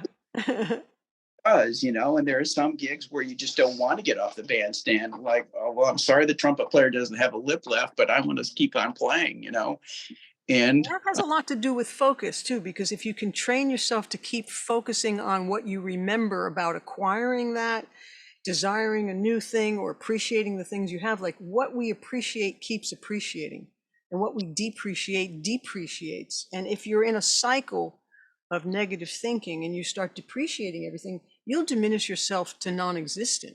And oh what good boy, is that going to do? What good is so that going to do for yourself, your art, your students, anything? Like, you need this inner validation, and it's hard for people to have that because we're trained to look for outer validation from our parents for the first 18 years, from our teachers for 12 years or more. It's an awful upbringing because you're born carefree and excited as all get out to be on this planet, and it's look at me, look at me, look at me. And yeah, we admire kids, we admire that tenacity and that zest, and then we kick it out of them And it's like so horrible. I hate that about education. Like I never even wanted to be a teacher. That was not a desire. But I was teaching 10 years of guitar lessons before I even went to Berkeley as a student because people liked hearing me play at high school. I used to bring my guitar to play in between classes. And people would be like, "Can I take lessons from you? Can I take lessons from you?" And Wow. just as an artist, I just liked sharing what I loved, you know? Hmm. But my whole thing was I just want to keep writing songs and recording and learning more about that, Yeah. Yeah. you know? And God, the like how does that where did your inner validation come from? I certainly didn't get much out of validation. It was, you're a girl, you shouldn't, you can't, nobody does, you're playing the wrong style of music at Berkeley, nobody cares about the Beatles, stop this, don't do that, don't call it a show. I mean, it was just constant. And I was constantly like, like I always had to have like a guard up and I'm going after this, I don't care what you think, because very early on the Beatles said, "Well, we're not saying we're the best musicians, we're not saying any of that at all, we're just having fun, and it's just a laugh, and it's like if we can do it, anybody can do it, And I thought, oh, that's Yeah. great. Well, I'll do it too. I didn't think I'm comparing myself to the Beatles. I just thought I am one of this breed. It's Yes. fine. I feel like I could be friends with James Taylor or Carly Simon or the Beatles. I want to hang out with these people. I want to know where the artists are. I want to hang with the people who are like me. Where is my tribe? Where are my people? You know? And that's what you've got to find for your sanity, I Beautiful. think. Like where did you find that? Where did you find inner validation? And how did that give you the chutzpah, to get up on stage? How do you deal with stage fright? All that stuff. Stage fright. I think I got rid of that in fourth grade in my first concert with Really? yeah, with no, and I'm not special here. I'm just saying that that first experience was fun, and I was nervous as all heck. That I do remember, but um, but I think having been a teacher as well of like, okay, well, the kids are prepared. We'll go out there and do that, and I feel that for the same way with myself. But what I want to address is that you know my tribe, and I remember you validated some things that I think I've felt for a long, long time, Lauren. But what you just said is that um, I needed to go find more of my people. I mean, stuck around Millerton, New York as a kid. I could work at the grocery store or work for the fill gas company or, a number of things, but it wouldn't have been exactly what I wanted to do. Mm-hmm. And um, and going to Berkeley and playing with musicians there as well was fine if I wanted to play the blues and the Allman Brothers every night and eventually just in a country band and I'm not being judgmental, but that's just not where I wanted to be. And when I got to Berkeley, I'm like, okay, here I am. Who's there? I get to meet people like yourself, and that is, been thinking about this interview and thinking about, how you get to Berkeley and that you were so well prepared. But I remember how you kind of like, well, this is what I'm going to do, and you claimed it. Hmm. Remember that term? Claiming Yeah. it.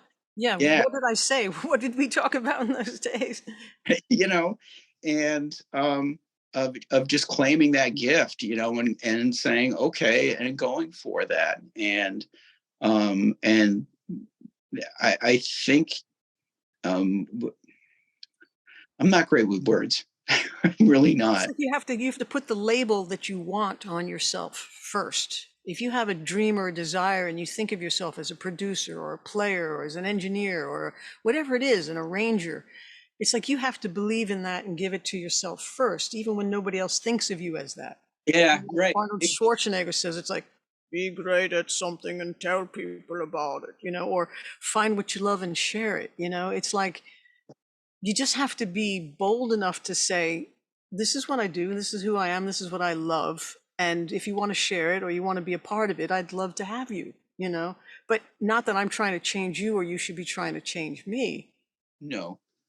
Um, I wanted to be an excellent player. I wanted to Sure. develop into, as somebody who could cover all the bases as a percussionist or a drummer.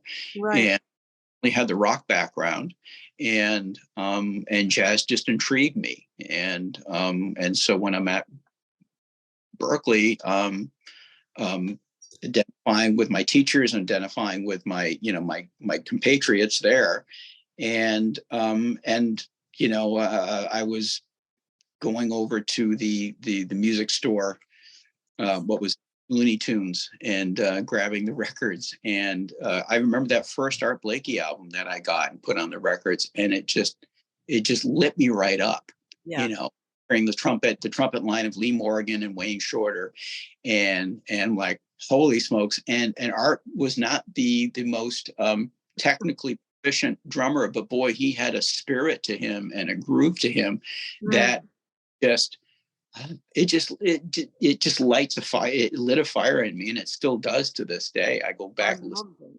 to it, and it's just like, yeah, this is what it's all about. It's jazz, but it's soul too. It's spiritual music.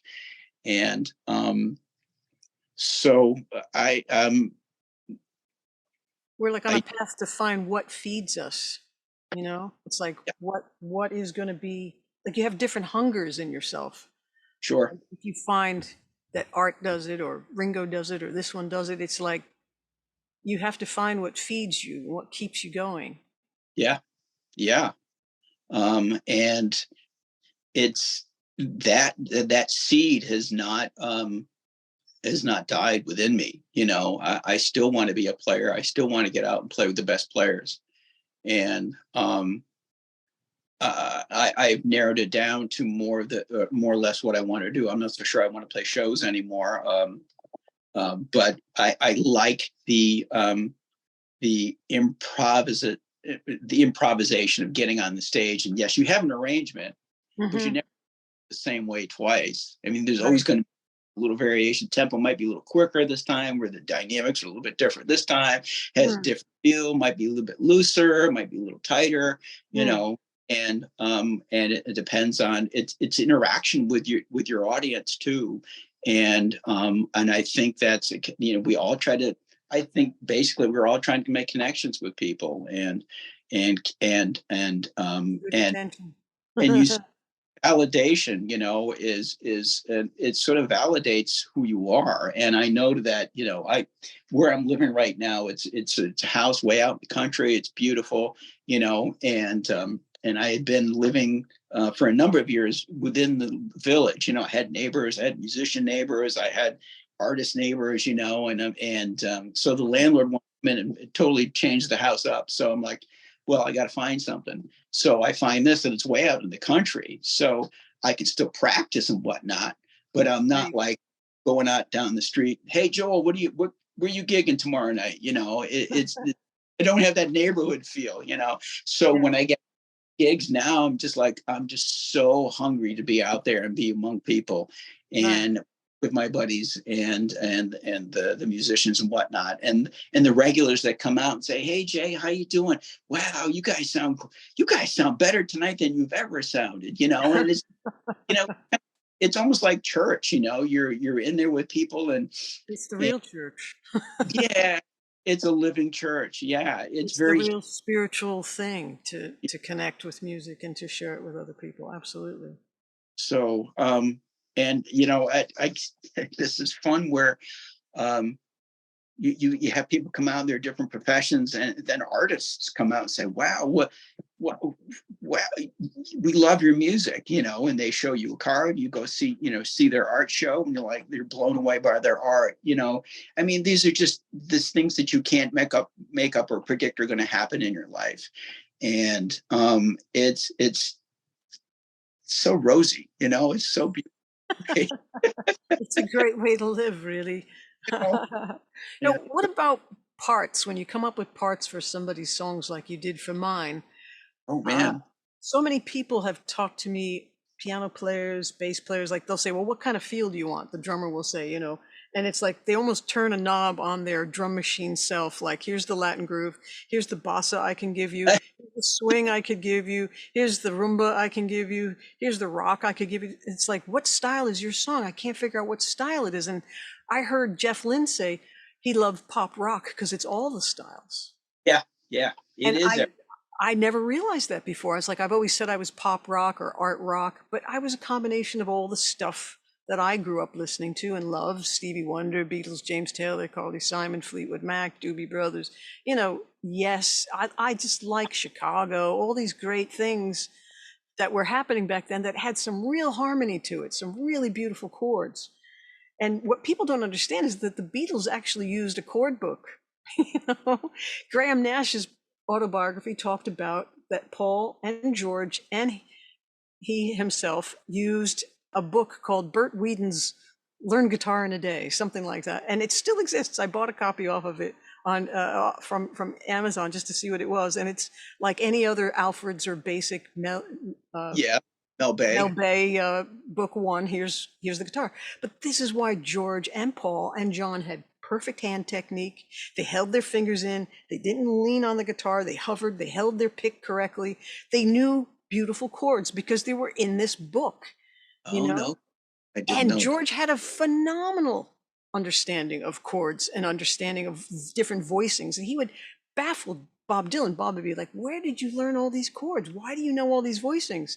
And it was just fantastic. So that's why their music was so sophisticated, because they learned by using the chords.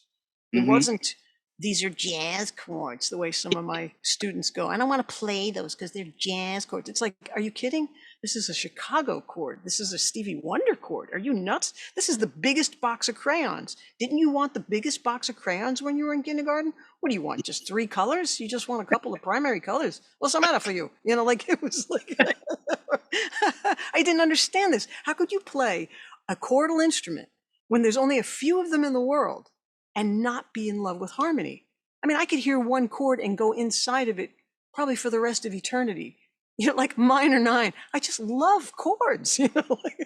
You know, you just basically said it. You want to have the biggest box of crayons. Mm.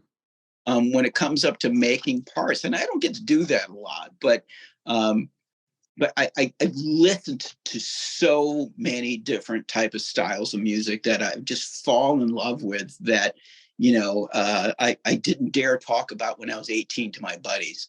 I love Sergio Mendes in Brazil 66. Right. I loved Chicago, and I loved Herb Tony Albert. Herb.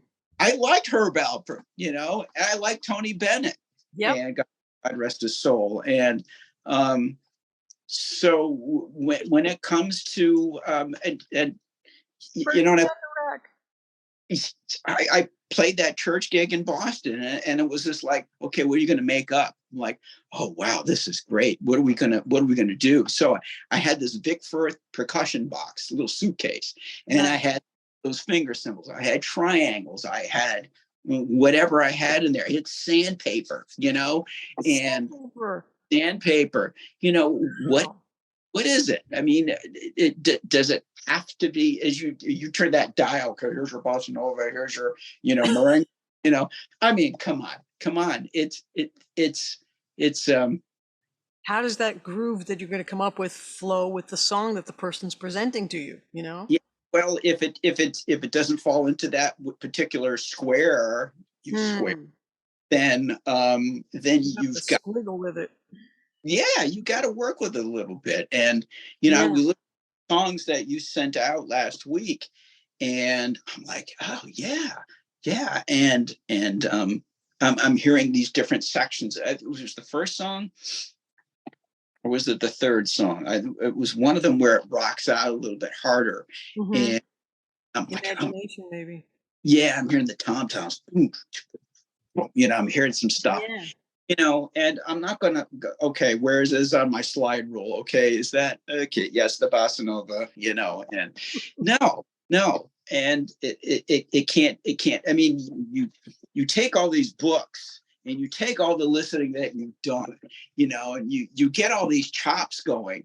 And but if it's not music, if it's not, you know, if it's a Yeah. stroke of red, there should be a stroke of blue on that piece of paper, then Yes. it's not going to fit, you know. And even then, what is the perfect part? And that's all kind of like It's it, all it's I'm, like, I'm going to hear some things, and you're going to hear some things, and I'm going to like, oh yeah, yeah, yeah, you know. The last thing I want to do is to be like, no, no, no, no, no, no. How can you want that? Because you're here. And you know, I mean, you could go look at Monet's water lilies, and one person could say, this is that, and another person can say, no, it's something else. I mean, you know what I mean? yeah. And um, Every so song has its own heartbeat. It's like trying to find where this song lives best. What's the best tempo? What's the best feel? What's the yeah, best groove? And yep, depending upon my sensibilities and who I'm working with, all of their sensibilities, or in this case, your sensibilities, we have to find some common ground. And I think what you're defining the difference is when people need to cue up that Latin beat, what spice do they need, or which swing thing they're going to do for this tune. It's like if you're just getting together with people to jam, or to just do a show where you're just playing real book tunes and people just call tunes and you're just yep, responding, you need to know those different things because they're going to call a samba, they're going to call a rumba or whatever. But when it's an original song, you're sort of having to go, in my definition of it, a little deeper. Don't do what you basically do. Don't do what you do all the time. hmm Maybe that's where I start getting a little crazy, like the Steely Dan guys. It's like, I want you to find something that makes this song come alive that you didn't do everywhere else, you know, or a different combination of things that you do all the time, but you're doing it in the form of my song. yes, So that makes my song have a new life and a new heartbeat or a dimension to it that we didn't expect. Like if you hear Paul Simon play 50 Ways to Leave Your Lover without Steve Gadd, it's a uh, beautiful song anyway. okay, And Paul was trying to use all 12 notes. He was like, oh, there's 12 notes in this. Let me see if I can make a song with all 12 notes. And Steve just came up with this thing and it became a classic thing. I for mean, it's sure. almost like a signature riff on a guitar or something. It's part of the song now. And I'm hmm not wanting to put that kind of pressure on all my drummers that play with me to say, come up with something like that. But it's an interesting thought because if you're working on something and you're going hmm to practice it 6,000 times, I'd like to record it for a good 3 minutes or so and Yeah. see what I could write to it, because that's what I'm doing with some of these other grooves that I can cue up in a hmm particular drum sample pack or something, you know.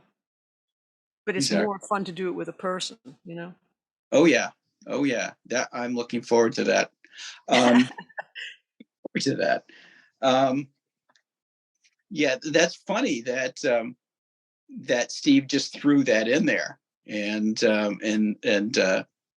for 50 ways. It must have been something that was, you know, cooking around in his head that he was trying and playing and Then he, there's a drum corps pattern called Crazy Army that he does with his clinics. oh And well. I and it's all he starts out with, and it's on the when he first did his first DVD, um, or it was a VHS at that point. Um, it was he starts out the session with this thing called Crazy Army, Cool. and but then according, of course, Steve eventually it sort of morphs into this funk thing, and I it love starts fun. and then you're like, yeah, drum corps, it can be really funky. I mean, the old um not the Texas, you know, the Storm Kings or something like that. It's the drum and the fife and drum corps. Mm, And you know, with the rope tension, colonial era drums, you know, and right. there's boy, I've gone to firemen's parades where I just go to hear that. and Wow. and man, those guys with the wooden beaters on the bass drums, and the drummers just getting these crazy killer 7-stroke rolls, and they're just nailing it, and you're marching, you know, you're just like, yeah, see you later, I'm gonna march side the band, I'm gonna see you and afterwards, you know. You're wanting to go home, but your legs and your body want to go with the Y- Yes, Gotta definitely. follow the groove. Sorry, bye. Yeah. And so there's that going on. He had that as a kid.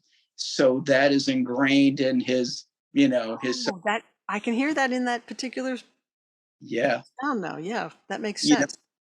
if you listen to, what was it, the Algero version album, I think it was called This Time, and it had his version of Spain on there. Hmm. And there's a little um, march component to that as well. That he just, he's got his mambo cowbell, and he's getting into that on the snare drum, and then he just makes it so freaking funky. And Wow. and yeah, so he can be, yeah, wow, and that is classic now too. So it stays with the piece of music, and But what so I love is that you and I kept going. I mean, I'm really proud of you. I love that you're still a musician. I love that you've dedicated your life to this and that it's fed you so deeply. And no matter what the ups and downs were in anybody's life, in your own life, you stuck with it. I mean, there's something to that. And this creative company that I've been craving my whole life, it's like I didn't realize it was like all around me from the beginning. But when you're teaching and you're in and out of your classes and stuff, you don't have time to have yeah, these conversations. yeah, yeah. And you've been doing great stuff and encouraging kids for so many years. I mean, think about how many people, how many lives we've touched and made a difference to because we weren't jerks and lording it over them or anything. It's like I've said in so many of these conversations, I've met some really famous people, some really amazing musicians, and they were most of them were so kind and loving. So it's like, I don't need to be a taskmaster. I don't, my students will sometimes say, oh, she lacks the whip because Oh, they want a Nazi teacher. They want someone that's going to threaten to break their legs every day and say, go home and practice. It's like, if you're not self-propelled and self-motivated, I don't even yeah, know why you're at Berkeley because Berkeley yeah, is not the place to be a casual, I just want yeah, to be, a singer, or I just want to be a rock star. I mean, like, I'm just got the cool haircut, so I'm the bee's knees. It's like, no, they're going to teach you how to be an actual musician. If you don't want to do that work, I don't know why you're here. yeah, So you're a real musician and a real beautiful educator, and I just love that you got back in touch a few years ago. I'm so thrilled. thanks, Lauren. Well, I'm glad I did too. And I was coming into my year where I'm going to retire, and I'm like, what's happened to everybody, since back in the day? Where is it? Where Where is is it? everybody? And it was easy, to find your information on the Berkeley website, and Hmm. I still, I missed you guys, and I'm like, what's Lauren doing? Is she? And I've gone looked up name, whatever happened to Linda Punarian, and I just um, heard about her recently because John Baboyan said he saw her recently, and she she's said still say hello. I don't know. I said, oh, tell her I said hello. Give her my information. I would love to hear wherever she is. she was a sweetheart. I And know, and a good bass player. yes, yeah, yeah, she would make me laugh too because she had this really sweet, innocent kind of attitude about, yeah, that's the stuff. She would say that. I'm like, yeah, okay, okay. That's awesome. Dave Floykhouse, Jeff Sender, all these names that have just like vanished, and who were, we used to hang with years and years ago. And Wow. I still hear from some of the St. Anne's folks that I used to hang out with there in Boston. Oh, good. Um, yeah, and one of them is a vocal teacher at the Boston Conservatory, Gina Oh, Gina Fiore, and nice. yep. But yeah, I don't know what else to do with my life. I mean, I'm like, I'm not good at anything else. That's what I say. I and I got married, and I have a son who's a musician. He's a fireman, but he's a musician as well. Uh, Wow. yeah, but I got back on the horse and played with the bar bands back here, and I'm like, okay, you'll have to do that. And Booked your but name around. I worked as a bank teller for a while, and I Oh, got cool. my education degree from St. Rose up in Albany, New York, and eventually got back into teaching Mhm. and teaching in a public school where it's a flute and clarinet, and That's a fortunately did hard gig. I don't think I could do that gig. That's amazing. well, fortunately for me, it was a band gig, and I didn't until the last couple of years. I didn't have to do general music, which I think is Hmm. you got to be a you got to be a saint to do general music I know. and really have your act together. And Yeah. Your uh, emotional act together so that you're not wanting to y- choke people, right? Then you really need the whip. yes, yes, okay, Ba-dum-bum. okay, okay, okay. Everybody, line up. Here comes your teacher, and they would say, "Oh, how were they?" I'm like, "Yeah, they were great," and but the band gig was more was right in my element. The kids would come in, they put their instrument in their mouth and they'd play, and we make sure the fingerings are correct and learn the rhythms and whatnot, Hmm. and and I was just really focused in on that. And before you know it, the high school band teacher was saying to me, "Yeah, these kids are really picking it up," and I'm like, "Oh, okay, I must be doing something right." And You gotta bring in the love and the fun with it. I mean, it's well, so I could tell stupid jokes and the kids would laugh, and different. they will still repeat the jokes to me when they see me, and I'm like, "Oh, please, no, I didn't tell that joke, did I?" Uh, but that's what made it fun for them is that we intersperse the music and the seriousness of the reading with just like, "So hey, how are you doing? What's going on?" Yeah, yeah. And so I'm proud of you too. You inspire me, Lauren. You really do. Oh, And thank you. when you got to Berkeley, yes, you were the Beatles specialist, but you would talk about, the drop two and four voicings, and you had all these different things going on in the guitar. I'm like, this girl really knows what she's doing. And, and I'm like, holy, holy smoke. Well, And I had a great guitar teacher, Lou Sabini, and yes, he was just giving me the real stuff from the very beginning. So I studied with him for 5 years, and after a Mel Bay book and a previous Alfred's book, and he was always writing out little mini chord solos for me and stuff while I played Bill Levitt stuff. He got me into the Bill Levitt Modern Method books. And I yeah, was 11 years old when I started those books. And I said, God, this is a level one book. It's really hard. And he said, well, this is a college textbook. I was like, there's a college for guitar? How freaking cool is that? I'm going. 11 years old. What do I know about college? oh I man, just knew I got to go. oh wow, wonderful, So I wonderful. knew 20 places to play each chord. In fact, I had a couple of teachers for that first and second proficiency where you could test out at two at the same time. And they thought I was confused. They failed me, I think. No, I think they gave me like a C because they said, that's a level 7 chord, that's a level 2 chord, that's a level 5 chord. You are obviously confused.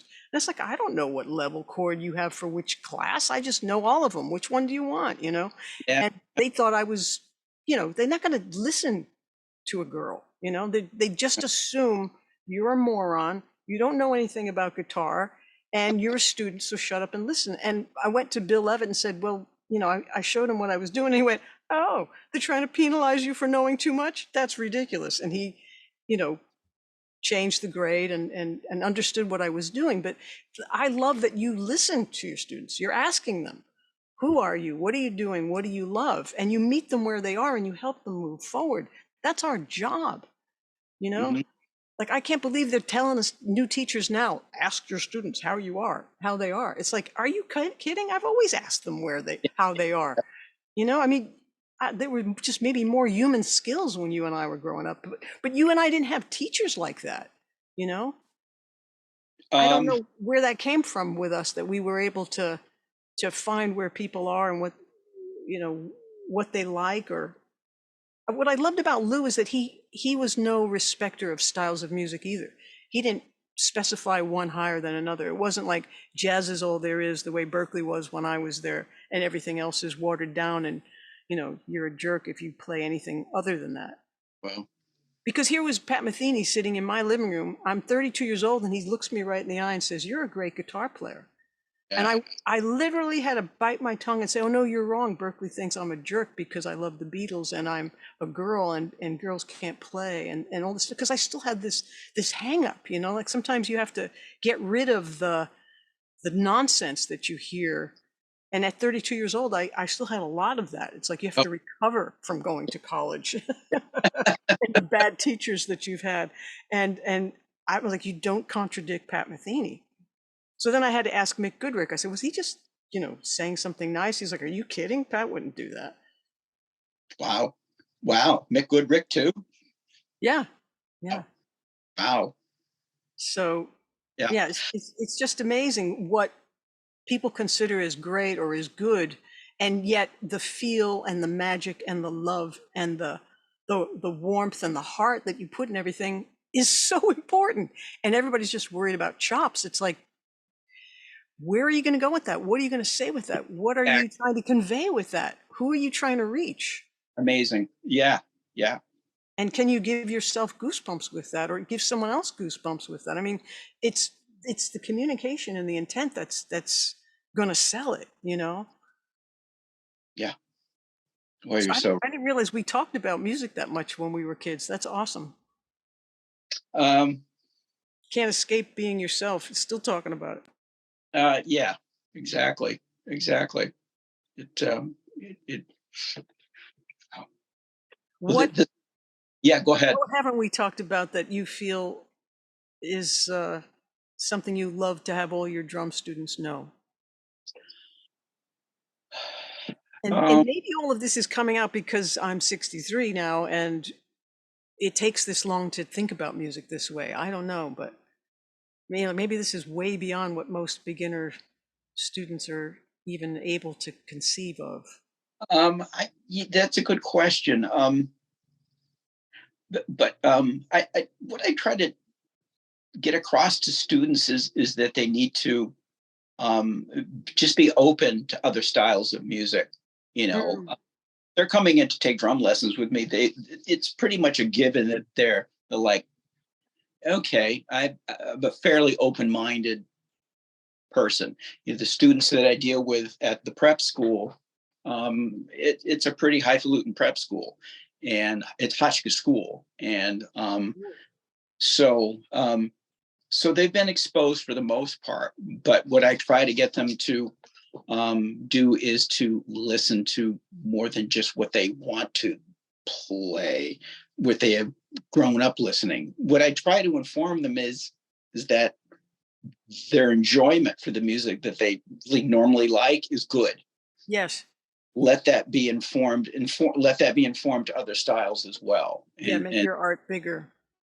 yeah, I mean, if I must admit I'm really poor at knowing what is hip at this point, and but the enjoyment that you get out of your music also, you can look at that like, say, somebody who was, you know, listening to the Glenn Miller back in the 40s.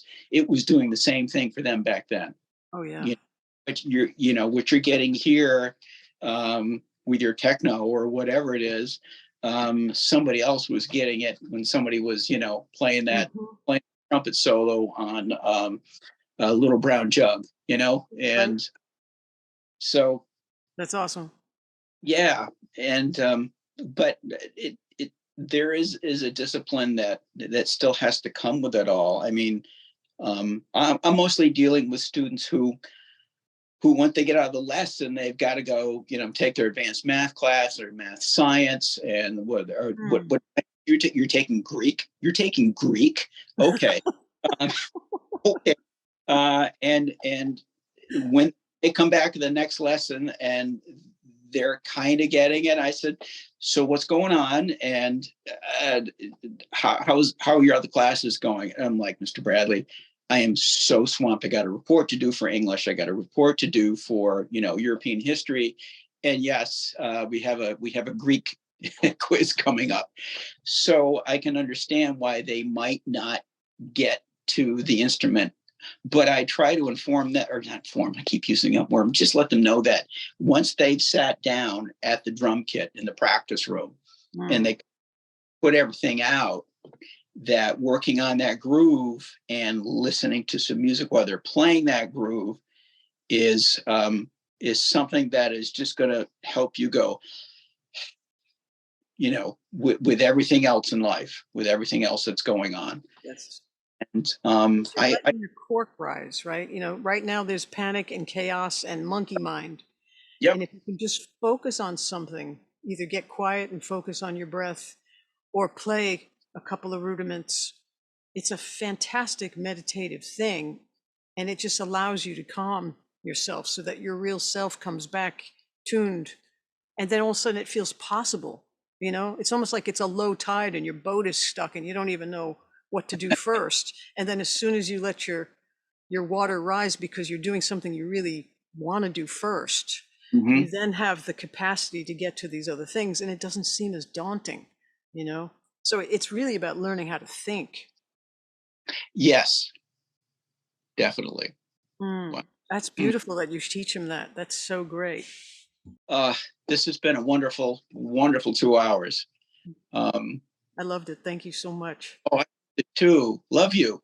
I love you. It's so great to see you. And I'm so happy I'm going to see you in person next week. Wow. Yeah. You want to come over and play? You, you have plans, do We have a you? play date. Let's go to the basement.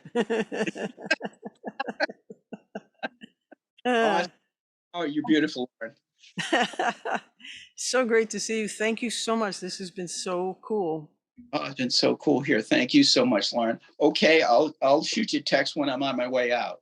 Sounds Okay. great. Okay. Thanks, Lauren. See you Wednesday. See you Wednesday. Ciao. Oh, ciao. Bye bye.